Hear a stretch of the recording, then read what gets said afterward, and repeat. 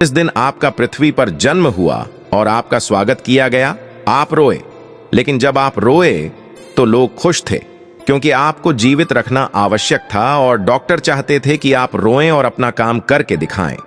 इसी तरह जब आप अपने जीवन में हतोत्साहित होते हैं तो हमेशा कुछ सकारात्मक होता है। इसलिए चुनौती को स्वीकार करें और ऊंचा उठें, जिससे निश्चित रूप से आपके विरोधियों का मुंह बंद हो जाएगा। कुछ नया शुरू करने में कभी देर नहीं करनी चाहिए। खुद की तुलना कभी भी किसी और से करके अपने आप को हतोत्साहित नहीं करना चाहिए, क्योंकि ईश्वर ने हम सभी के लिए एक अलग किरदार चुना हुआ है। जब आप निर्जीव या असहाय होते हैं और कुछ भी नहीं कर सकते, यह केवल तब होता है जब आपके पास कोई भी अन्य विकल्प नहीं होता है। आप अपने जन्म या मृत्यु को नियंत्रित नहीं कर सकते हैं, लेकिन आप दुनिया के बीच जिस तरह से रहते हैं, बढ़ते हैं, सोचते हैं, जीवन हमारे ऊपर है, उसे नियंत्रित कर सकते हैं।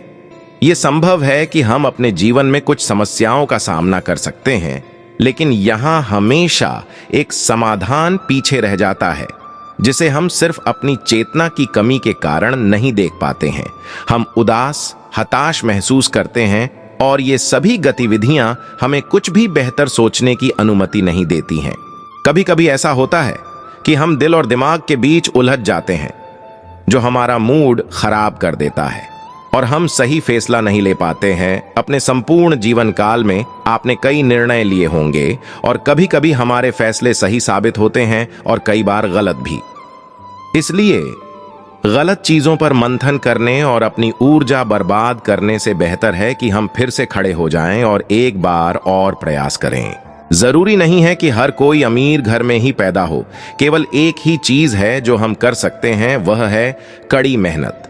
फिर भी कभी कभी हम हतोत्साहित महसूस करते हैं, इसलिए बस ऐसे लोगों को देखें जिनके पास आपसे भी कम है। इससे पता चलेगा कि आप कितने धन्य हैं।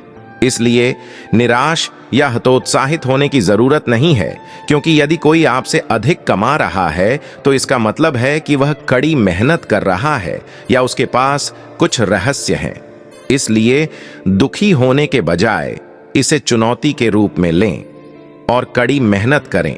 सफलता चाहिए तो सबसे पहले अपने स्वार्थ का त्याग करना पड़ेगा, क्योंकि स्वार्थी व्यक्ति अपने स्वभाव की वजह से कभी आगे नहीं बढ़ सकता है। इसलिए गीता में श्री कृष्ण कहते हैं कि स्वार्थ का त्याग करके ही व्यक्ति अपने लक्ष्य को पा सकता है। किसी भी चीज को हद से ज्यादा चाहना एक बहुत ही बुरी आदत होती है और यही आदत व्यक्ति को एक न एक दिन नुकसान पहुंचा सकती है। गीता में कहा है कि व्यक्ति को रिश्ते की मिठास या उनकी कड़वाहट या खुशी हो या गम, हर परिस्थिति में अपने जीवन का संतुलन बनाकर रखना चाहिए।